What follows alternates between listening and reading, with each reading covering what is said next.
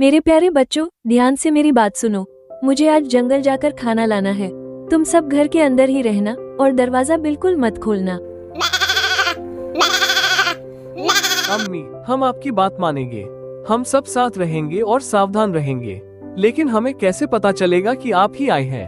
अगर कोई आपकी तरह आवाज बना ले तो? जब मैं लौटूंगी तो एक गीत गाऊंगी। मेरी आवाज मीठी और साफ होगी। मैं कहूंगी, मेरे नन्हे बच्चों दरवाजा खोलो, तुम्हारी अम्मी आई है, खाना लाई है। अम्मी, हम आपकी आवाज पहचान लेंगे। हम बिना सोचे दरवाजा नहीं खोलेंगे। हम पहले ध्यान से सुनेंगे, फिर ही कोई फैसला करेंगे। घर के बाहर एक बड़ा पेड़ है। उस पेड़ के पीछे कोई छुपा हुआ है। वो सारी बातें ध्यान से सुन रहा है। उसकी आंखों में चालाकी चमक रही है। तो ऐसे पहचानेंगे ये अपनी अम्मी को। सिर्फ आवाज से दरवाजा खोलेंगे। अगर मैं उनकी अम्मी की तरह गाऊं, तो दरवाजा अपने आप खुल जाएगा। माया जंगल की ओर जा चुकी है। घर के अंदर अब सिर्फ बच्चे हैं। दरवाजा बंद है, लेकिन माहौल थोड़ा डर वाला है। क्या सच में भेड़िया आएगा? मुझे थोड़ा डर लग रहा है।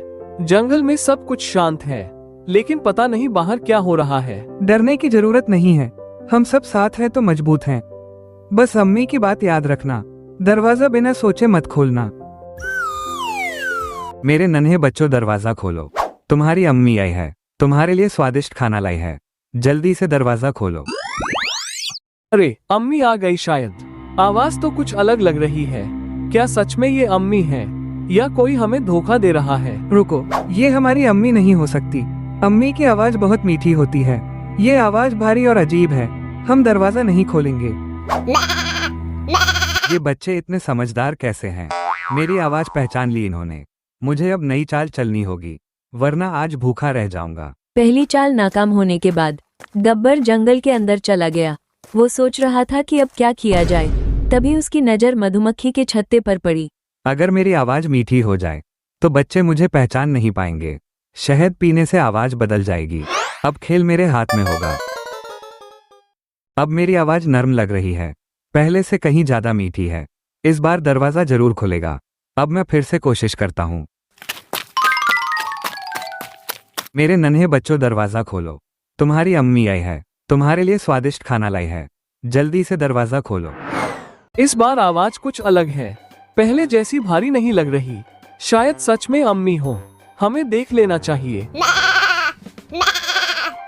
रुको, अभी दरवाजा मत खोलो। पहले नीचे से पैर दिखाओ। अगर पैर सफेद होंगे तभी मानेंगे, वरना हम दरवाजा नहीं खोलेंगे। अरे, ये तो नया सवाल पूछ लिया। मेरे पैर तो काले हैं, अब क्या करूं मैं? ये बच्चे सच में बहुत तेज हैं। गब्बर जल्दी से गांव की तरफ भागा। उसे एक दुकान के बाहर आटे की बोरी दिखी। उसने चारों पैर उसमें डाल दिए। अब उसके पैर बिल्कुल सफेद दिख रहे थे। अब तो कोई शक नहीं करेगा। आवाज भी मीठी है, पैर भी सफेद हैं। इस बार बच्चे जरूर फंसेंगे।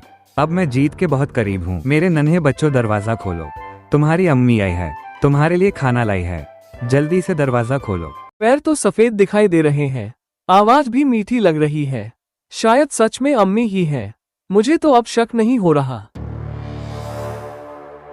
मुझे अभी भी कुछ अजीब लग रहा है। अम्मी इतनी जल्दी नहीं आ सकती। हमें थोड़ा और इंतजार करना चाहिए। जल्दबाजी ठीक नहीं होगी। तुम हर बार शक करते हो। सब कुछ ठीक लग रहा है। हम अब दरवाजा खोल देते हैं। अम्मी बाहर इंतजार कर रही होंगी। दरवाजा खुलते ही गब्बर जोर से अंदर कूदा। उसकी आंखें चमक रही थी। बच्चे डर से कांप उठे। मैं तुम्हारी अम्मी नहीं हूँ, मैं हूँ जंगल का गब्बर भेड़िया। आज तुम सब मेरी दावत बनोगे। अब कोई मुझे रोक नहीं सकता। अरे, ये तो भेड़िया है। हमसे बड़ी गलती हो गई। अब हम क्या करेंगे? कहाँ छुपें? कैसे बचें? सब अलग अलग जगह छुप जाओ। किसी को साथ मत रहना, शायद हम में से कोई बच जाए। जल्दी करो, समय नहीं है। बच्चे अलग अलग कोनों में छुप गए। कोई बिस्तर के नीचे, कोई अलमारी के पीछे, कोई पर्दे के पास। तुम मुझसे बच नहीं सकते। मैं तुम्हें ढूंढ ही लूंगा, एक एक को पकड़ूंगा और कोई नहीं बचेगा। हमें छोड़ दो भेड़िया, हम छोटे और मासूम हैं। हमने तुम्हारा क्या बिगाड़ा है? कृपया हमें जाने दो। मुझे दया नहीं आती। आज मेरा पेट भरेगा, तुम सब मेरे साथ चलोगे। अब रोने से कुछ नहीं होगा। 6 बच्चों को उसने पकड़ लिया। उन्हें बोरे में बंद कर दिया, लेकिन सबसे छोटा चीकू ढेर में छुपा रह गया। कुछ देर बाद माया लौटी। घर का दरवाजा खुला था।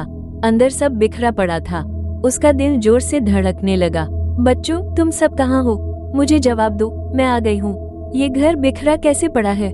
मेरा दिल घबरा रहा है। अम्मी, भेड़िया आया था, हमसे गलती हो गई। वो सबको बोरे में भरकर ले गया, मैं ही बस छुपकर बच पाया। उसकी इतनी हिम्मत, मेरे बच्चों को उठा ले गया।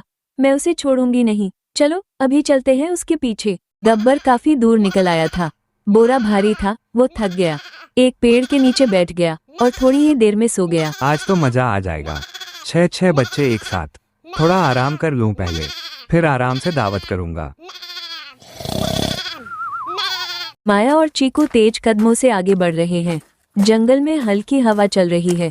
अचानक उन्हें खर्राटों की आवाज सुनाई देती है। अम्मी, ये आवाज उसी की लग रही है। देखो, वहाँ बोरा भी पड़ा है। बोरा थोड़ा हिल भी रहा है। शायद भाई बहन उसी में हो। तुम यही चुपचाप खड़े रहो, मैं धीरे से पास जाती हूँ। जब तक मैं इशारा न करूँ, तुम बिल्कुल आवाज मत करना। गब्बर गहरी नींद में है। उसके खर्राटे जंगल में गूंज रहे हैं। माया धीरे से बोरे का मुंह खोलती है। अंदर से हल्की सिसकियां सुनाई देती हैं। डरो मत, मैं आ गई हूँ। धीरे धीरे बाहर निकलो, कोई आवाज मत करना। हम सब साथ घर चलेंगे। अम्मी, हमें लगा सब खत्म हो गया। हमें बहुत डर लग रहा था। हमसे बहुत बड़ी गलती हो गई। अब हम कभी लापरवाही नहीं करेंगे। अभी हमें एक काम करना होगा। भेड़िया जाग गया तो मुसीबत होगी। हमें उसे सबक सिखाना चाहिए ताकि वो फिर कभी ऐसा ना करे। बच्चों ने आसपास से बड़े पत्थर इकट्ठा किए।